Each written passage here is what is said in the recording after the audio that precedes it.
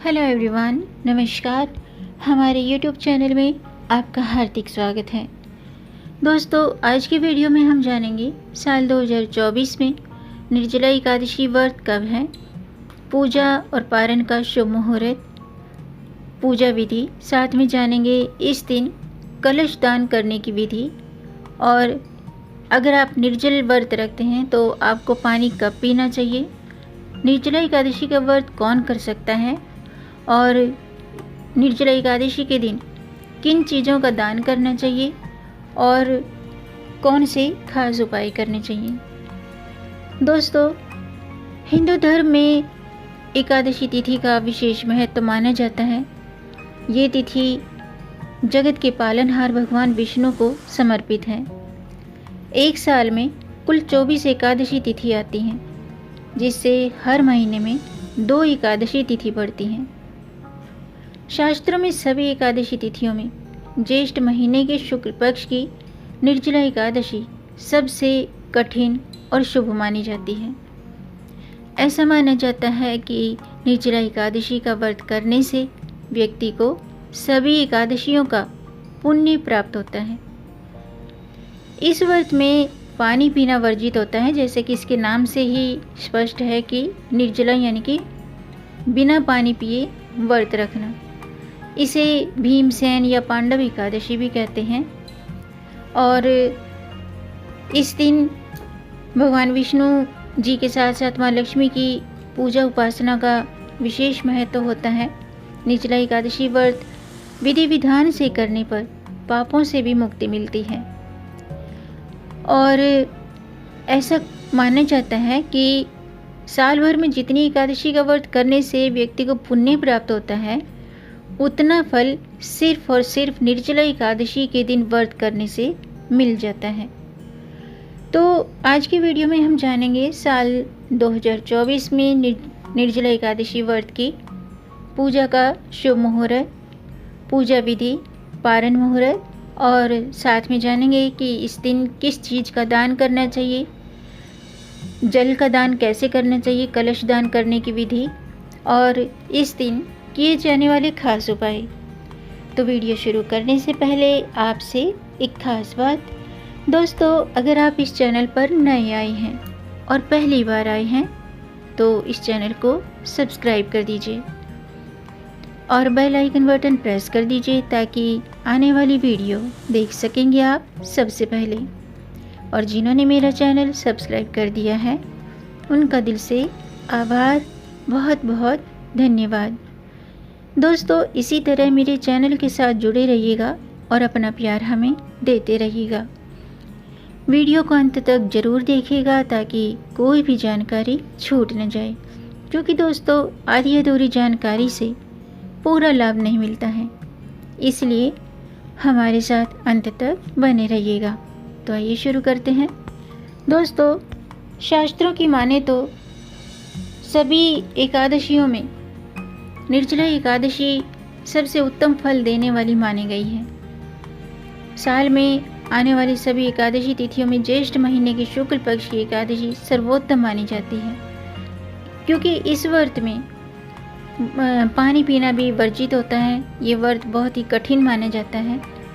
इतनी तपती गर्मी में पानी पीना इस व्रत में कठिन होता है, इसलिए इसे निर्जला एकादशी कहा जाता है। इस एकादशी का व्रत करने से सभी एकादशी के व्रत करने के फल व्यक्ति को एक साथ प्राप्त हो जाते हैं। इसे भीमसेन या पांडव एकादशी भी कहते हैं। इस दिन भगवान विष्णु और माँ लक्ष्मी की विशेष रूप से पूजा अर्चना की जाती है। अगर गलती से ये व्रत खंडित हो जाए या टूट जाए तो इस दिन आपको भगवान विष्णु की पूजा के साथ साथ कुछ उपाय करने चाहिए, जिनसे आपको इन दोषों से मुक्ति पाई जा सकती है। तो वे उपाय कौन से हैं मैं आपके साथ शेयर करूंगी, लेकिन सबसे पहले जानते हैं निर्जला एकादशी की पूजा का शुभ मुहूर्त क्या है। साल 2024 में निर्जला एकादशी का व्रत 10 जून मंगलवार को है। 17 जून को प्रातःकाल 4:43 पर एकादशी तिथि शुरू हो चुकी है और 18 जून को प्रातःकाल 6:24 तक एकादशी तिथि समाप्त होगी। पूजा का शुभ मुहूर्त है प्रातःकाल 8:53 से दोपहर के 2:07 तक और पारण का समय है 19 जून को प्रातःकाल 5:24 से प्रातःकाल 7:28 तक।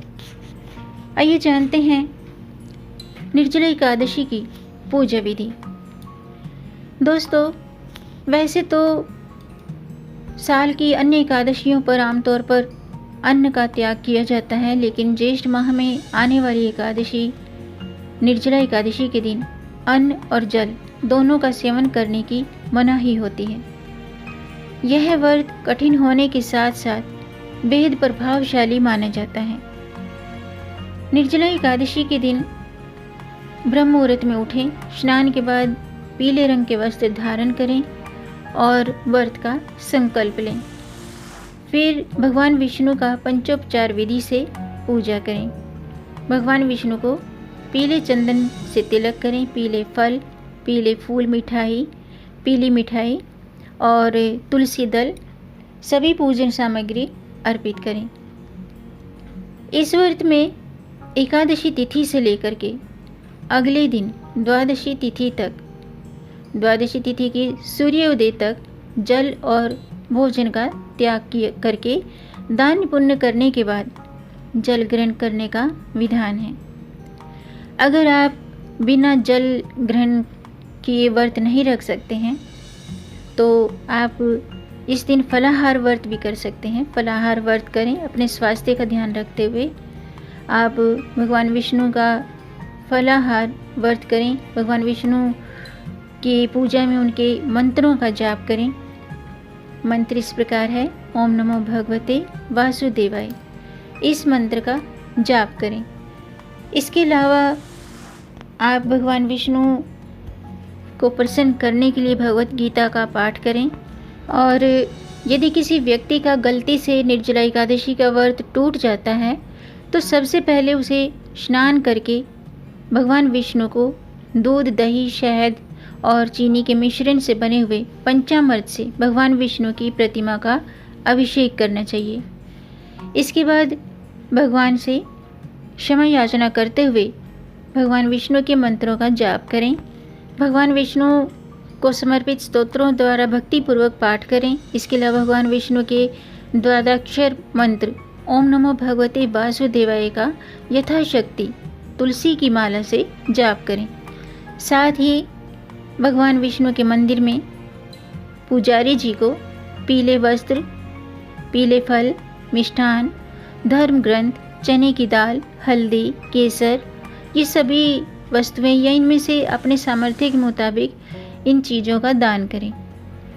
और गाय, ब्राह्मण और कन्याओं के लिए भोजन की व्यवस्था करें।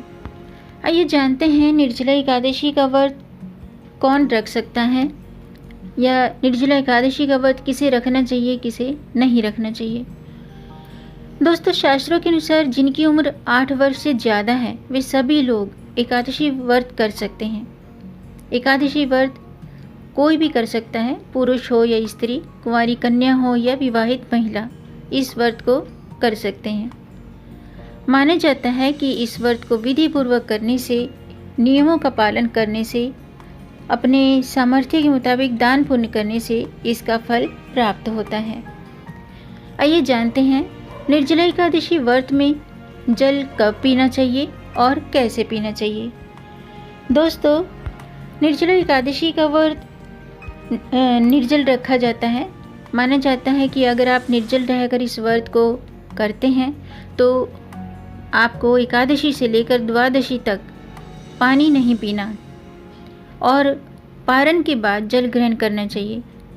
वहीं अगर आप निर्जल व्रत नहीं रख सकते हैं तो इस व्रत को आप फलाहार या जल पीकर भी इस व्रत को कर सकते हैं। आइए जानते हैं कि निर्जला एकादशी के दिन किन चीज़ों का दान करना चाहिए। दोस्तों, अगर आप व्रत रखते हैं तो भी आप अपने सामर्थ्य के मुताबिक दान पुण्य जरूर करें। और अगर आप व्रत नहीं रख सकते हैं तो विष्णु भगवान की पूजा जरूर करें और अपने सामर्थ्य के मुताबिक ज़रूरतमंद व्यक्तियों को इन चीज़ों का दान जरूर करें। किसी भी व्रत के बाद दान का विशेष महत्व होता है। कहा जाता है कि दान अपने सामर्थ्य के अनुसार करना चाहिए। ज्येष्ठ महीने की जो निर्जला एकादशी है, इस दिन विशेषकर जल का दान करना विशेष शुभ होता है। इसके अलावा इस दिन पंखा, गाय, स्वर्ण, अन्न, भूमि, शरबत, वस्त्र और फलों का दान करना चाहिए। दान एकादशी या द्वादशी के दिन किया जा सकता है। आइए जानते हैं इस दिन कलश दान करने की विधि क्या है। दोस्तों, शास्त्रों की माने तो निर्जला एकादशी के दिन खुद प्यासे रहकर जल के बिना व्रत रखकर जल का दान करना लाभकारी माना गया है। निर्जला एकादशी पर जल कलश दान करने से पुण्य की प्राप्ति होती है। आज के दिन जल कलश का दान करने से उस भगवान विष्णु की कृपा प्राप्त होती है और इस दिन सबसे पहले कलश में शुद्ध जल भरें और इसके बाद अन्य सामग्री, इसमें कुछ दक्षिणा भी रखें और अन्य सामग्री अर्पित करें। और इसके बाद आप ये जल का कलश किसी ब्राह्मण को या किसी ज़रूरतमंद व्यक्ति को या मंदिर में दान कर सकते हैं। आइए जानते हैं निर्जला एकादशी के दिन कौन से खास उपाय करने चाहिए। दोस्तों, निर्जला एकादशी के दिन अगर आप व्रत रखते हैं या व्रत नहीं भी रखते हैं तो इस दिन आप निर्जल रहकर ज़रूरतमंद व्यक्तियों को फल, अन्न, छतरी, शरबत और जल का दान करें। ऐसा करना शुभ माना जाता है। निर्जला एकादशी के दिन भगवान विष्णु को मक्खन मिश्री का भोग लगाएं और भगवान विष्णु की प्रतिमा के आगे बैठ करके 108 बार ओम नमो भगवते वासुदेवाय इस मंत्र का जाप करें या श्री हरि का जाप करें। इसके अलावा निर्जला एकादशी के दिन विधि विधान से पूजा करने के बाद उन्हें पीले चंदन का तिलक लगाएं और वैवाहिक जीवन में सुख समृद्धि लाने के लिए निर्जला एकादशी के दिन घर में लगे तुलसी के पौधे के पास शुद्ध गाय के घी से 11 दीपक जलाकर रखने चाहिए। ऐसा करने से तुलसी माता की कृपा प्राप्त होती है और भगवान विष्णु प्रसन्न होते हैं, क्योंकि एकादशी के दिन तुलसी माता भी भगवान श्री हरि के लिए निर्जल रहकर व्रत रखती हैं। इसके अलावा जीवन की हर तरह की परेशानियों से छुटकारा पाने के लिए निर्जला एकादशी के शुभ अवसर पर आप भगवान विष्णु को पंजीरी का भोग लगाएं। ऐसा माना जाता है कि पंजीरी में तुलसी का पत्ता डालकर भगवान को भोग लगाने से जीवन की हर मुश्किल से निजात मिलती है। अगर किसी की कुंडली में किसी प्रकार का दोष बन रहा है तो उससे छुटकारा पाने के लिए निर्जला एकादशी के दिन पानी, शरबत, पीले फल, पीले वस्त्र, आम, तरबूज, शक्कर, इन चीज़ों का दान करें। किसी ज़रूरतमंद व्यक्तियों को दान करें, ब्राह्मण को या मंदिर में कहीं भी इन चीज़ों का दान करें। ऐसा करना शुभ और पुण्यदायी माना जाता है। इसके अलावा निर्जला एकादशी के दिन भगवान विष्णु और माँ लक्ष्मी की विधि पूर्वक पूजा पाठ करते समय पूरे दिन व्रत रखने के साथ साथ भगवान के मंत्रों का जाप करें। माना जाता है कि ऐसा करने से मनोकामना पूरी होती है। तो दोस्तों, आज के लिए बस इतना ही। उम्मीद है आपको ये जानकारी पसंद आई होगी। अगर आपको जानकारी अच्छी लगी हो तो आप इसे लाइक कर सकते हैं और इस जानकारी को आगे बढ़ाकर अपनी फैमिली में, अपने फ्रेंड्स में ज़्यादा से ज़्यादा शेयर कर दीजिए ताकि औरों को भी इससे लाभ प्राप्त हो। और अगर आपका कोई प्रश्न है या कोई सुझाव है तो कमेंट बॉक्स में ज़रूर लिखिएगा और मेरे चैनल को सब्सक्राइब ज़रूर कीजिएगा ताकि आने वाली वीडियो देख सकेंगे आप सबसे पहले। और वीडियो को अंत तक देखने के लिए आपका बहुत बहुत धन्यवाद। मिलेंगे नई जानकारी के साथ, तब तक आप खुश रहें, स्वस्थ रहें, अपना ख्याल रखें और अपनों का भी ख्याल रखिएगा। जय श्री हरि, हर हर महादेव।